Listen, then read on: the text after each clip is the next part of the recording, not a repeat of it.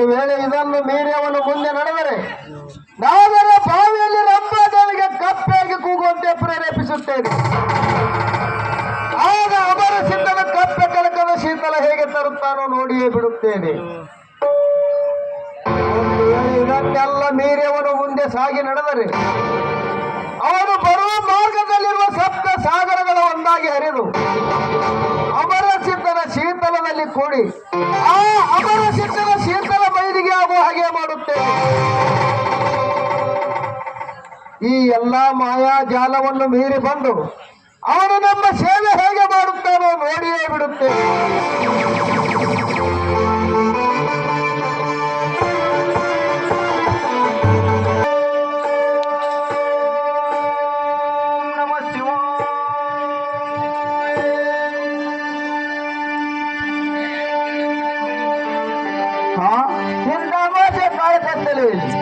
ಗುಡುಗು ಸಿಡಲು ಅರಬಾಡಿಯೊಂದಿಗೆ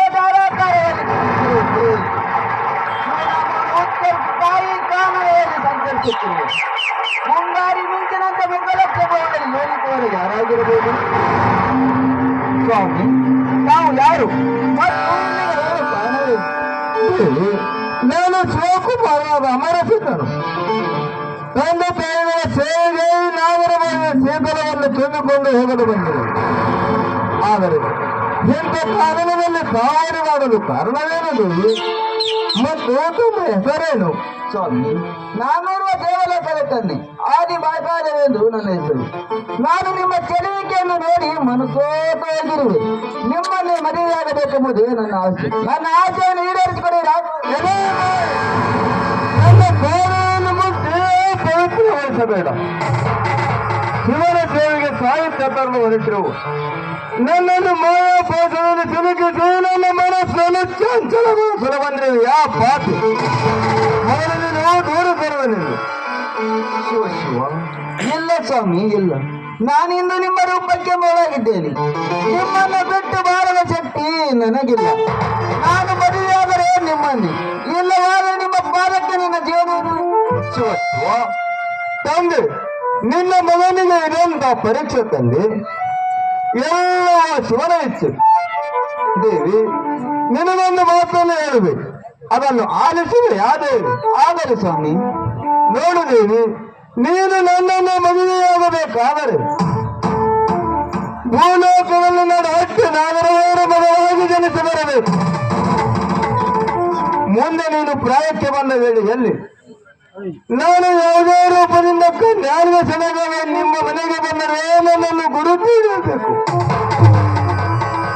ಅಂದಾಗ ನಿನ್ನ ಜೊತೆಗೆ ಮನೆಯಬೇಕಾದ ಒಂದು ವೇಳೆ ಗುರುತು ಹಿಡಿಯೋದು ಧಿಕ್ಕರಿಸಿ ಕಳಿಸಿದರು ನನ್ನ ಕೈಯಲ್ಲಿರುವ ನಾಗಬೆತ್ತುಗುತ್ತಲ್ಲಿ ಮಾತ್ರ ನಿನ್ನ ಮದುವೆ. ಆಗಲಿ ಸ್ವಾಮಿ, ಮಹಾಭಾರತವಾಯಿತು. ಮುಂದಿನ ಜನ್ಮದಲ್ಲಾದರೂ ನೀವು ನನ್ನ ಪತಿದೇವರಾಗಿ ದೊರಕಿದರೆ ಸಾಕು, ಅದೇ ನನಗೆ ಸೌಭಾಗ್ಯ. ನಾನೇನು ಹೋಗಿ ಬರುತ್ತೇನೆ ಸ್ವಾಮಿ. ಕಲ್ಯಾಣ ಮಸ್ತು.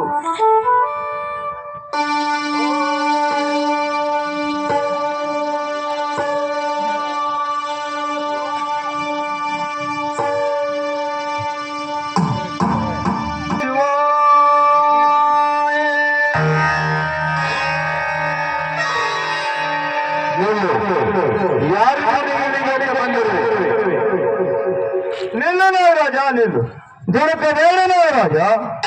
ತಂದೆ ತಾಯಿಗಳ ಸೇವೆಗೆ ನಾಗರ ಬಾವಿಯ ಶೀತಲವನ್ನು ತುಂಬಿಕೊಂಡು ಹೋಗಲು ಬಂದಿರುವೆ. ಹೇಗೆ ದಾರಿ ಬಿಡಲಾಗ ರಾಜ? ನೀನು ಶೀತಲ ಒಲೆಯನ್ನು ಬಂದ ಆದರೆ ನಾನೂರು ಹೊತ್ತುಕೊಂಡ ಸ್ವರೂಪ ನನಗೆಂತೂ ಇವರಿನ ದಾರಿಯನ್ನು ಬಿಡಲು ಸಾಧ್ಯವಿಲ್ಲ. ಇನ್ನು ಎಡಕ್ಕೆ ಹಾದು ಹೋಗಬೇಕಲ್ಲ. ಹಾಗೆಲ್ಲದರೂ ನಾಗರಾಜ, ಎಡಕ್ಕೆ ಆದರೆ ಗುರು ಸೇವೆಯಾಗುವುದು, ಬಲಕ್ಕೆ ಆದರೆ ಗುರು ಭಕ್ತಿ ಹಾನಿಯಾಗುವುದು. ಅದಕ್ಕಾಗಿ ನನಗೆ ಎದುರಿನ ದಾರಿಯನ್ನು ಬಿಡು ನಾಗರಾಜ.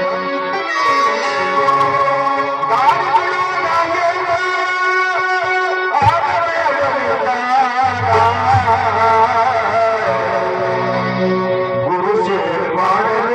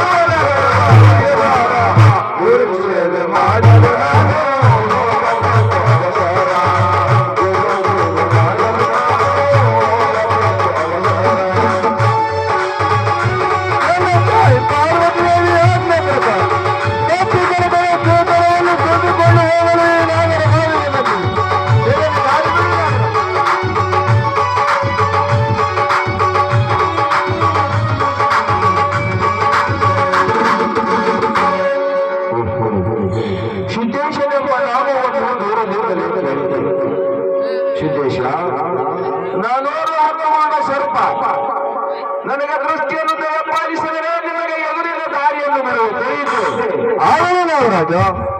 ಈಗಲೇ ಶಿವಮಂತ್ರವನ್ನು ಜಪಿಸಿ ತಂದೆ ತಾಯಿಗಳ ಮೇಲೆ ಭಾರ ಹಾಕಿ ನಿನ್ನ ಮಸ್ತಕದ ಮೇಲೆ ಹತ್ತು ಎಳೆಯುತ್ತೆ.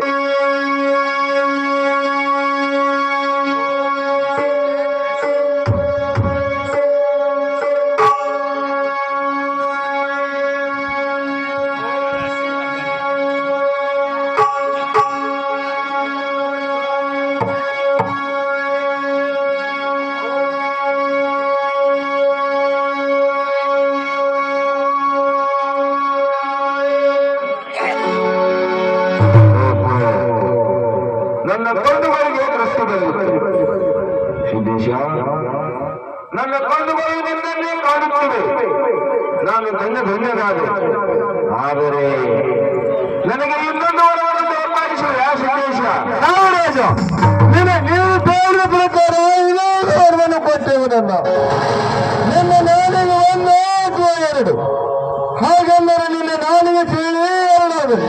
ಹಾಗೆ ಸಿದ್ದೇಶ, ಹಾಗೆಂದು ಭೂಮಂಡಲದಲ್ಲಿ ನನಗೊಂದು ಸ್ಥಾನ ದೊರಕಬೇಕು. ಅವರವನ್ನು ನೀನು ಕರುಣಿಸಲೇಬೇಕು ಸಿದ್ದೇಶ, ಕರುಣಿಸಲೇಬೇಕು. ಆಗಲೇ ರಾಜ, ನೀನು ಸ್ಥಳ ಪರ್ಯವನ್ನು ಕಂಡು ನಿನಗೆ ಇನ್ನೊಂದು ವರವನ್ನು ಪಾಲಿಸುತ್ತೇನೆ ಕೇಳಲಾಗ ರಾಜ. ಆಗಲಿ ಹೇಳು ಸಿದ್ದೇಶ. ಭೂಲೋಕದಲ್ಲಿ ನಾಗರ ಪಂಚಮಿ ಎಂಬ ಹಬ್ಬ ಮಾಡಿಸುತ್ತೇನೆ. ಪಂಚಮಿಯ ಹಬ್ಬದ ದಿನ ತವರಿಗೆ ಬಂದ ಹೆಣ್ಣು ಮಕ್ಕಳಿಂದ 5 ಹನುಮಾನನ್ನು ನಿನ್ನ ಕೊರಳಿಗೆ ಹಾಕಿಸಿ ಬೆಳ್ಳಿ ಬಟ್ಟೆಗಳಿಂದ ನಿನಗೆ ಹಾರೇರಿಸುತ್ತೇನೆ. ಇಷ್ಟೆಲ್ಲ ನಾಗರಾಜ, ಸಮಯ ಬಂದಾಗ ನಿನ್ನನ್ನು ನಾಗಭಟ್ಟವಾಗಿ ನನ್ನ ಕೈಯಲ್ಲಿ ಸ್ವೀಕಾರ ಮಾಡುತ್ತೇನೆ. ನಾಗರಾಜ. ಆಗಲಿ ಸಿದ್ದೇಶ, ನಾನು ಧನ್ಯನಾಗು. ನಿಮಗೆ ಎದುರಿನ ದಾರಿಯನ್ನು ಬಿಟ್ಟರೆ ನೀನು ಸಾಗಿ ಹೋಗಬಹುದು. ಆಗಲೇ ನಾಗರಾಜ.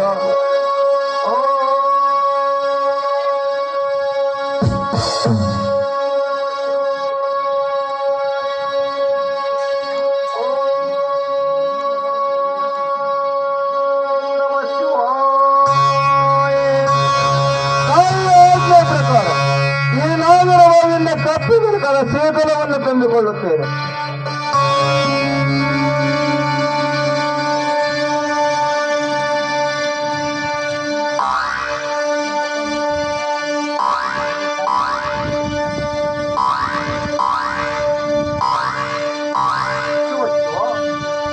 ಕಪ್ಪೆ ಕೂಗು ಈ ಶೀತಲ ಮುಕ್ತಾಯಿತು.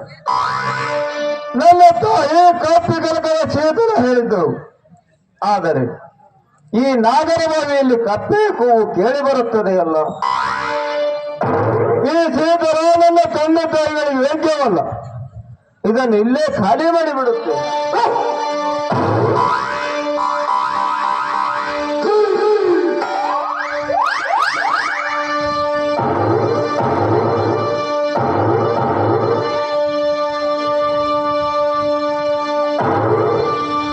ನಾವು ಹೇಗಾದರೂ ಮಾಡಿ ಕಪ್ಪಿಕರಕರ ಚೇತನ ಒಯ್ಯಲೇಬೇಕು. ಇಲ್ಲಿ ವಾಮನ ವಚನ ಭ್ರಷ್ಟನಾಗುವೆ.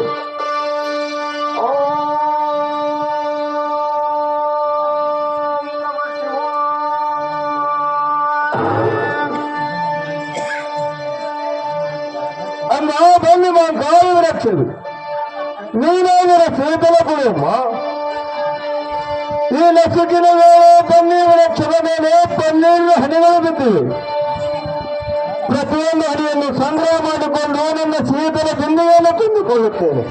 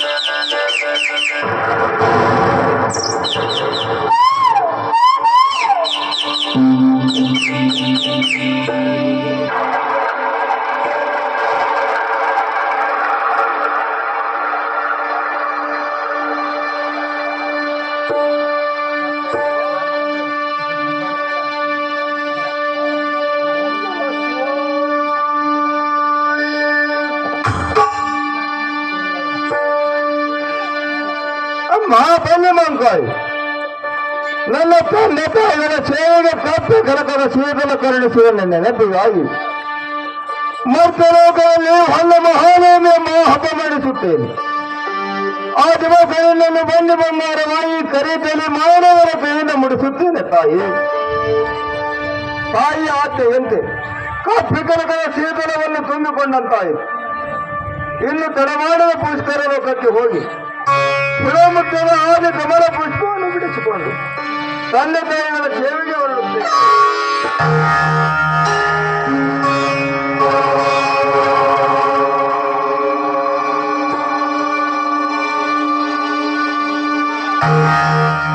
ಒಂದು ದಾಟಿ ಅದನ್ನು ಹೇಳಬೇಕು. ನೀನೇ ಬಂದು ನನ್ನನ್ನು ಕಾಪಾಡುತ್ತಲ್ಲಿ.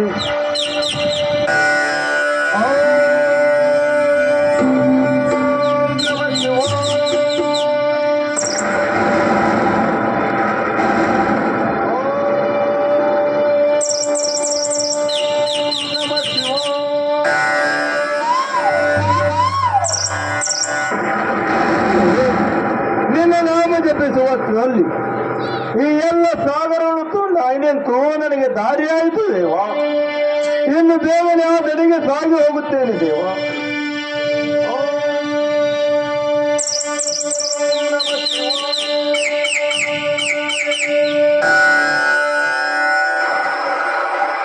ಅಮ್ಮ ಒಂದೇ ಮಾತು, ನನಗೆ ದಾರಿ ಮಾಡಿಕೊಟ್ಟ ನಿನಗೆ 100 ಗುಣ. ಅಮ್ಮ ನಿನ್ನ ಉಪಕಾರ ನೆನಪಿಗಾಗಿ ಇಂದಿನ ಈ ದಿನವನ್ನು ದೇವರ ಹುಣ್ಣಿಮೆಯನ್ನು ಪ್ರಖ್ಯಾತಗೊಳಿಸುತ್ತೇನೆ. ಪ್ರತಿ ವರ್ಷ ಹುಣ್ಣಿಮೆಯ ದಿನ ಮುತ್ತೈದ ಸ್ತ್ರೀಯರನ್ನು ಎಡೆಯುವ ತೆಂಗು ಕಡೆಯುವ ಕಬ್ಬಿನ ಪ್ಯಾರಿ ಅರಿವುಳ್ಳ ಅರಿಶಿಣ ಕಿರು ಕುಂಕುಮ ನೆನೆಯಕ್ಕೆ ನೆನೆಗಳಲ್ಲಿ ಗೊರಿಬಾರಿ ವಿಲ್ಲವನ್ನು ಅದಕ್ಕೆ ಮುಂತಾದ ಸಾಹಿತ್ಯವನ್ನು ತಂದು ನಿನ್ನ ಉಡಿಯುತ್ತ ಮುಂದೆ ವರವನ್ನು ಕರುಣಿಸುತ್ತೇನೆ. ತಾಯಿ, ಯಾರಾದರೂ ದೇವತೆಗಳು ಬಂದು ಯಾವ ಪಾಪಿ ಹಾದು ಹೋಗಿದ್ದಾನೆಂದು ನಿಂದಿಸಿ ನುಡಿಯುವರು. ಅಲ್ಲ, ತಾಯಿಯನ್ನು ಮೊದಲಿನಂತೆ ಒಂದಾಗಿ ಸಾಗುತ್ತಾರೆ.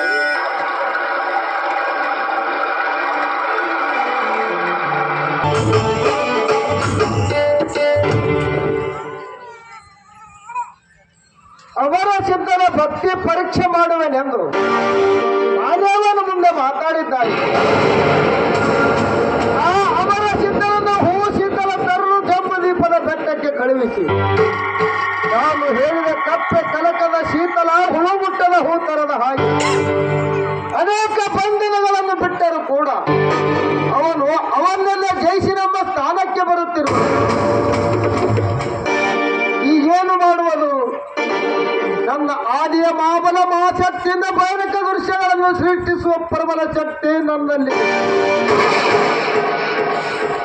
ಈ ಮಹಾಶಕ್ತಿಯ ಮುಂದೆ ಅಮರ ಸಿದ್ಧನ ಭಕ್ತಿ ಶಕ್ತಿ ಎಷ್ಟಿರುವುದು ಪರೀಕ್ಷಿಸಿ ನೋಡಿಯೇ ಬಿಡು.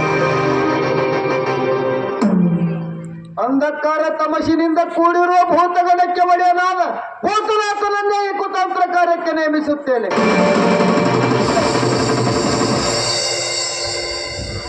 ಭೂತನಾಥ, ಭೂತನಾಥ,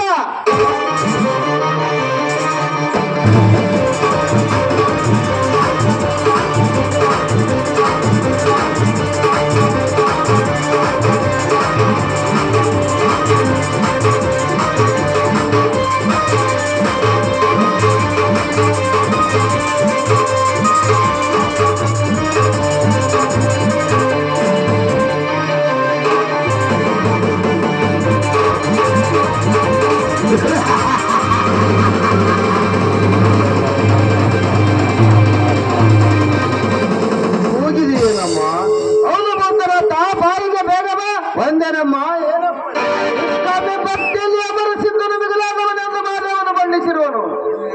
ಅವನ ನಿಷ್ಕಾಮ್ಯ ಭಕ್ತಿ ವರ್ತಾಗುವ ಹಾಗೆ ನಾನಾ ಪರಿ ಕಾಣಬೇಕು ತಿಳಿಯುತ್ತೆ.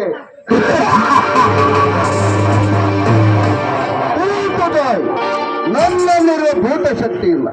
ಅಗ್ರಹ ವಿಗ್ರಹ ಭಯಾನಕ ರೂಪ ತೋರು ಕೆಟ್ಟದನಿಂದ ಚಿಟ್ಟನೆ ತಾಯಿ ಅವನು ಅಂಜು ಮಾಡಿ ಹೋಗುತ್ತಾನೆ. ಆಮೇಲೆ ಏನು ನಡೀತದೆ ಅಮ್ಮ? ಅವನು ಭಕ್ತಿ ಶಕ್ತಿ ನಿನ್ನ ಸೋಣರಿಕೊಂಡಿದ್ದಾರೆ ಸಾಕು. ಒಂದು ಸರಿಯಾದ ತಂತ್ರ ಮಾತ್ರ ಇದಕ್ಕೂ ಭಯಪಡದ ಭಕ್ತಿ ಮುಂದುವರಿಸಿದರೆ ಒಂದು ಮತ್ತು ಭೂತಾಕಾರ ಬಿಳಿಯಾನಿಯಾಗಿ ಆ ಅಮರ ಸಿದ್ಧನಿಗೆ ಎದುರಾಗಿ ಬೆದರುವಂತೆ ಗೀಳಿಡು ಒಪ್ಪಿಸು. ಯಾವ ದೊಡ್ಡ ಮಾತು ತಾಯಿ. ತಾಯಿ, ನಿನ್ನ ಬೆಂಬಲ ಹೊಂದಿದ್ದರೆ ಸಾಕು, ಏನೆಲ್ಲವನ್ನು ಮಾಡಿಬಿಡುತ್ತೇನೆ. ಪ್ರಸಂಗದಿಂದ ಪಾರಾದರೆ ಮತ್ತೊಂದು ಹಂಚಿಕೆ ವಿಚಾರ ಮಾಡು. ಬಂತು ಹಂಚಿಕೆಯ ವಿಚಾರ. ಅವನು ಪೂಜನ ಗುಡಿ ಒಳಗೆ ಹೋಗುವ ಸಮಯದಲ್ಲಿ ಅವನ ತೆರೆ ಚಿಡಿದು ಹೋಗುವಾಗಿ 1000 ಸಿಡಿಲಿನ ಗುಡಿಗಿನ ಬಾಟ ಮಾಡಿ ಗುಡಿಯಲ್ಲ ಗಡನೆ ನಡುಗುವಂತೆ ಬಿಟ್ಟು ಗುಡಿವರೆಗೆ ತಾನೇ ಓಡಿ ಹೋಗುತ್ತಾನೆ ತಾಯಿ. ಇದೊಂದು ಸಮಯೋಚಿತ ವ್ಯಕ್ತಿ. ಇದಕ್ಕವನು ಕಂಗೆಡವಿದ್ದರೆ ಇನ್ನೊಂದು ವ್ಯಕ್ತಿ ಹೀಗೆ ಮಾಡು. ಅವನು ಪೂಜೆಯ ಸಮಯಕ್ಕೆ ಭಕ್ತಿಸುತ್ತಿರುವ ಜ್ಯೋತಿಯನ್ನು ನಂದಿಸಿ ಬಿಡು. ಕತ್ತಲಲ್ಲಿ ಕೈಯಾಡಿಸುತ್ತ ಕೂಡಲಿ ಭಕ್ತಿ ಮದ ಅಂತ ಹೋಗಲಿ ತಾಯಿ. ನನ್ನವೇ ತೋಳ ಶಕ್ತಿಯಿಂದ ಸಹಜದಿ ಬಾರುವಂತೆ ಮಾಡುತ್ತೆ. ಇದುವರೆಗೆ ಮಾಡಿದ ಸಮಯಾಲೋಚನೆಯಂತೆ ಹಿಂದೆ ಮುಂದೆ ನೋಡಿದ ಎಲ್ಲವನ್ನು ಸರಿಯಾಗಿ ಮಾಡು. ಈ ನಿನ್ನ 4 ದುಷ್ಕೃತ್ಯಗಳು ಸರಿಯಾದ ಸಾಗಲು ನನ್ನ ಶಕ್ತಿಯ ಬೆಂಬಲ ನಿನಗೆ ಒದಗಿಸಿಕೊಡುತ್ತೇನೆ. ಯಾವುದಕ್ಕೂ ಭಯಪಡಬೇಡ. ಹೋಗಲಿ ತಾಯಿ, ಎಷ್ಟು ನಿಮ್ಮ ಬೆಂಬಲ ಇದ್ದರೆ ನನಗೆ ತರ ಭಯಮ್ಮ. ಈಗಲೇ ಅಮರ ಚಿತ್ತನ ಭಕ್ತಿ ಕಾಯಕ ನಡೆಯದಂತೆ ತಮ್ಮುತ್ತೇನೆ. ನನ್ನನ್ನು ನನ್ನ ಆಶೀರ್ವಾದ ಈಗ ನಿನಗೆ ವಿಧಿಸಿದ ಸಕಲ ಕಾರ್ಯಗಳು ನಿರಂತರವಾಗಿ ಕೈಗೊಳ್ಳಿ.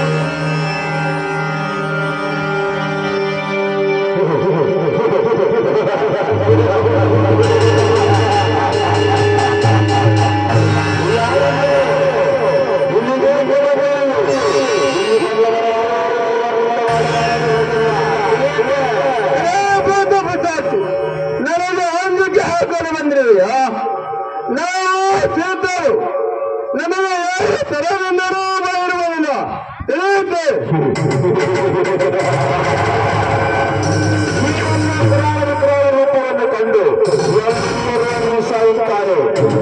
ಸಾಯುವುದಕ್ಕೆ ಮಾನವನ ಮರಣದ ಮಹಾತ್ಮರಿಗೆ ಮರಣ ಮಾನವನೇ ಇದ್ದಂತೆ ಸಿದ್ಧ ಸದ್ಭಕ್ತರಿಗೆ ಮರಣವೇ ಇರುವುದಿಲ್ಲ.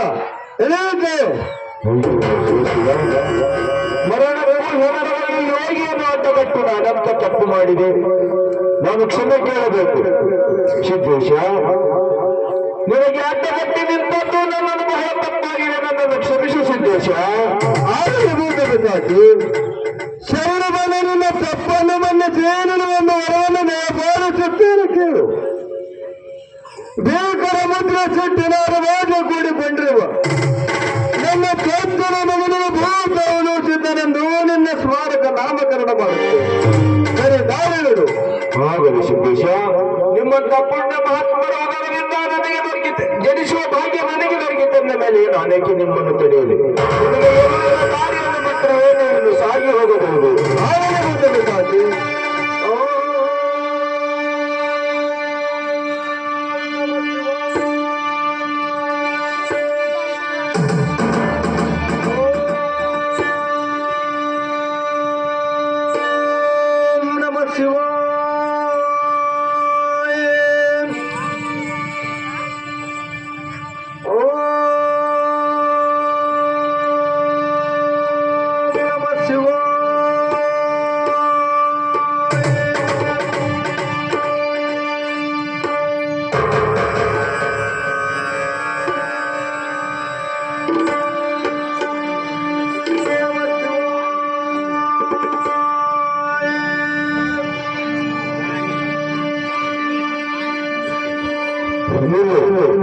ಯಾರು ಇಲ್ಲಿಗೆ ಬಂದಿರಬೇಕು? ನಾನೇನು ಶಿವಭಕ್ತ ಅಮೋಘ ಸಿದ್ಧರೂಢನು ಬಂದವನೇ. ನೀನು ಯಾರ? ನಿನಗೆ ಎದುರಿನ ದಾರಿಯನ್ನು ಬಿಡಲಾರೆ. ಒಂದು ವೇಳೆ ನೀನು ಮುಂದೆ ಬಂದರೆ ನಿನ್ನನ್ನು ತುಳಿದು ಪಾತಾಳ ಕಟ್ಟಿ ಬಿಡುವೆ. ತಿಳಿಯಿತೆ ಮಾಡಬೇಡ. ಮರ್ತಲೋಕದಲ್ಲಿ ನನ್ನ ಉದಾಹರಣೆ ಜನಿಸುವ ಮರ್ತನ ಮಗನಿಗೆ ಮತ್ತಾನು ಬೆಳೆಯಲು ಸಿದ್ಧರನ್ನು ನಿನ್ನ ಸ್ಮಾರಕ ನಾಮಕರಣ ಮಾಡುತ್ತೇನೆ. ಸರಿ, ದಾರಿ ಬಿಡು. ಶಿವ, ನಿಮ್ಮಂತ ಪುಣ್ಯ ಮಹಾತ್ಮರ ಉದರದಿಂದ ಜನಿಸುವ ಭಾಗ್ಯ ನನಗೆ ದೊರಕುತ್ತದೆ. ಮೇಲೆ ನಾನೇಕೆ ನಿಮ್ಮನ್ನು ಪಡೆಯಲಿ? ನಿಮಗೆ ಎದುರಿನ ದಾರಿಯನ್ನು ಬಿಟ್ಟು ನೀವು ಸಾಗಿ ಹೋಗಬಹುದು. ಆಡಬೇಕಾನೆ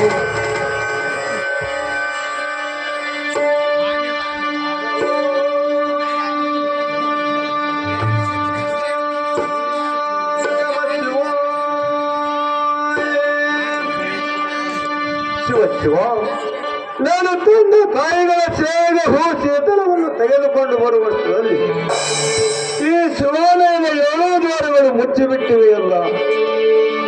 ಪರಮಾತ್ಮ, ಇದೇನು ನಿನ್ನ ಮಾಯಿ? ತಂದೆ, ಮತ್ತೆ ಲೋಕದಲ್ಲಿ ನನ್ನ ಉದಾಹರಣೆ ಜನಿಸುವ 3ನೇ ಮಗನಿಗೆ ಆಚಾರದಲ್ಲಿ ನೇಟ ವಿಚಾರದಲ್ಲಿ ಶ್ರೇಷ್ಠವನ್ನು ಹೇಳುತ್ತಾರೆ. ನಾನು ಸೋಮಣ ಮುತ್ತೆ ಎಂದು ನಿಮ್ಮ ಸ್ಮಾರಕ ನಾಮಕರಣ ಮಾಡುತ್ತೇನೆ. ಈ 7 ದ್ವಾರಗಳನ್ನು ಮುಕ್ತಗೊಳಿಸಿ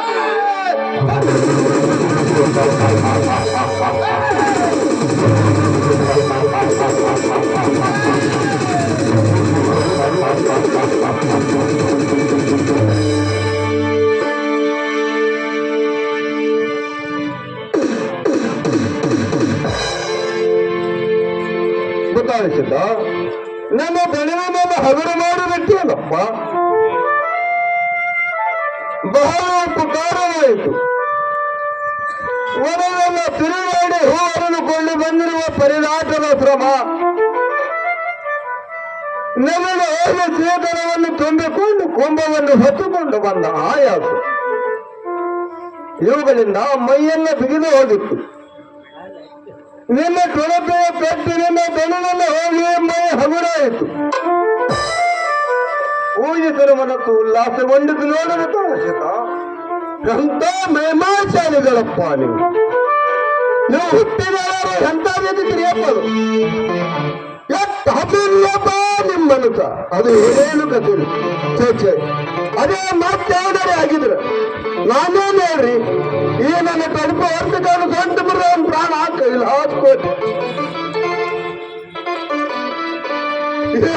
ನಮ್ಮ ಅವತಾರ. ಏನೋ ಪುಡಿ ಪುಡಿ ಆಗಿ ಗೇಟ್ ಕೊಟ್ರು.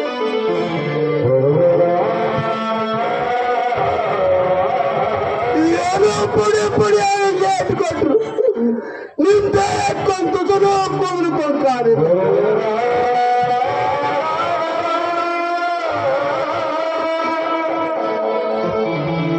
ಪಾರ್ವತಮ್ಮನವರ ಮಾತು ಕೇಳಿ ಪಾರ್ವತಮ್ಮನವರ ಮಾತು ಕೇಳಿ ಎಂತ ಮಾತುವರೆಗೆ ಕೆಟ್ಟ ಪಾಪ ಬದಲಾಗದು.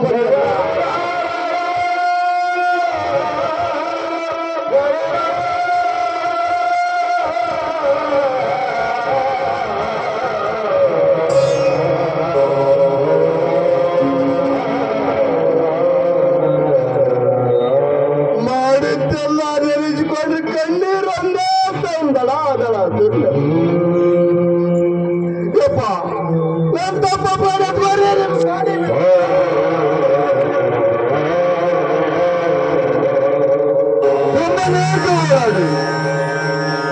ಆ ತಪ್ಪು ನಿನ್ನಿಂದ ಆದದ್ದೇ ಅಲ್ಲ. ನೀನು ನಿನ್ನ ಸ್ವಂತ ಬುದ್ಧಿಯಿಂದ ಕಾಣಿದವರಲ್ಲ, ತಾಯಿ ಪಾರ್ವತಿಯ ಪ್ರೇರಣೆಯಿಂದ ಕಾಣಿದವರಾಗಿರುತ್ತೆ. ಅದು ಕೂಡ ಶಿವನ ಇಚ್ಛೆಯಿಂದ ನಡೆದ ಘಟನೆ. ಮಾಡಿದ ತಪ್ಪಿಗೆ ತಕ್ಕ ಪ್ರಾಯಶ್ಚಿತ್ತ ಹೊಂದಿ ಅಂತ ದುಷ್ಕೃತು ಇನ್ನೊಮ್ಮೆ ಆಗದಂತೆ ಜಾಗ್ರತೆ ವಹಿಸಿಕೊಳ್ಳುವುದೇ ಶಿವನ ಕೃಪೆಗೆ ದಾರಿ. ನನಗೆ ಅಮೃತ ಕೊಡ್ದಂಗಾಯ್ತು ನೋಡ್ರಿಪ್ಪ. ಈಗ ಅಜ್ಜಿ ಮನುಷ್ಯರ ಅವರಾಗಿ ಸಮಾಧಾನವಾಯಿತು. ಗೊತ್ತಾಗುತ್ತಿಲ್ಲ, ನೀನು ಯಾವ ಪುರಾಣಕ್ಕೂ ಹೊಣೆಗಾರನಲ್ಲ. ಈಶ ಸಂಕೇತಂತೆ ನಡೆಯುವುದೆಲ್ಲ ತಾನೇ ನಡೆಯುತ್ತದೆ. ಇದರಲ್ಲಿ ನಾನು ಕೈಗೂಡಲಾರದು. ನೀನೇನು ಚಿಂತಿಸಬೇಡ, ಆಗುವುದಿಲ್ಲ, ಹಾಗೆಯೇ ತಿರುತ್ತದೆ. ನಿಮಿತ್ತಕ್ಕೆ ಒಬ್ಬರು ಬೇಕಾಗುತ್ತಾರೆ. ಇದನ್ನು 10 ಜನರು ಅರಿಯರು. ತಮಗಾದ ಕೇಡು ಹಾನಿಗಳು ಎಂಥವರಿಂದಲೇ ಆಯಿತೆಂದು ತಿಳಿದು ಕೋಪಾಸುರದಿಂದ ಉದ್ರೇಕಗೊಂಡು ಅಂತೀರನೇ ಕದನ ಮಾಡುತ್ತಾರೆ. ಕದನವನ್ನು ತಮಗೆ ಜಯಿಸಿರುತ್ತರ ತಳಮಳಗೊಂಡು ಹೊಟ್ಟೆಗಿತ್ತು ಬರುತ್ತಾರೆ. ಅಂತವರಿಗೆ ಏನಾದರೂ ಒಂದು ಕೇಡು ಮಾಡಲು ಬಿಡುವುದಿಲ್ಲ ಗೊತ್ತಾಗುತ್ತ. ಸರ್ವರ ಮಾತು ಒತ್ತಟ್ಟಿಗಿರಲಿ, ಅಹಂಕಾರ ಮಾತು ತೆಗೆದುಕೊಂಡು ಮಾಡುವುದೇನು? ನಾನು ಮಾಡಿದ ಅಪರಾಧ ಚಿಂತೆ ಬಹಳಾಗಿ ನಿಮ್ಮ ತಲೆಮನೆಗಳಿಂದ ನನ್ನ ಚಿಂತೆ ಇಲ್ಲ, ದೂರ ಆಯಿತು. ಮನಸ್ಸಿನ ದೂರ ಭಯನಾಯ್ತು.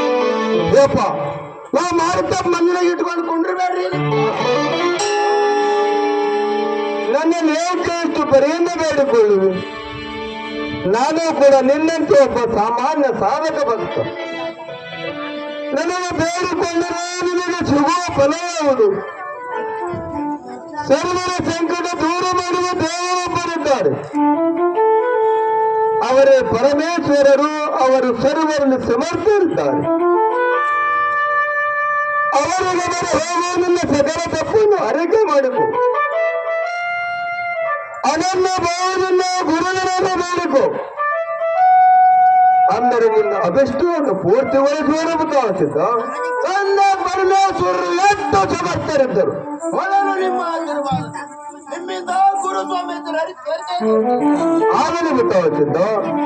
ಗುರುಭಕ್ತಿ ಶಕ್ತಿ ಬಲದಿಂದ ನನ್ನ ಹರಿಕೆಗಳು ಕೈಗೂಡುತ್ತವೆ ಗೊತ್ತಾಗುತ್ತಿದ್ದ. ಯಾವುದಕ್ಕೂ ಯೋಚಿಸಲು ಚಂದನಾಗಿ ಇರಹವು. ನಿಮ್ಮ ಹರಿಕೆಯಲ್ಲಿ ನಾನಿರುವಾಗ ನಾನು ಯಾವುದಕ್ಕೂ ಭಯಪಡುವುದಿಲ್ಲ. ಆದರೆ ನೀವು ನಮ್ಮ ಕೈ ಬಿಡಬೇಕು.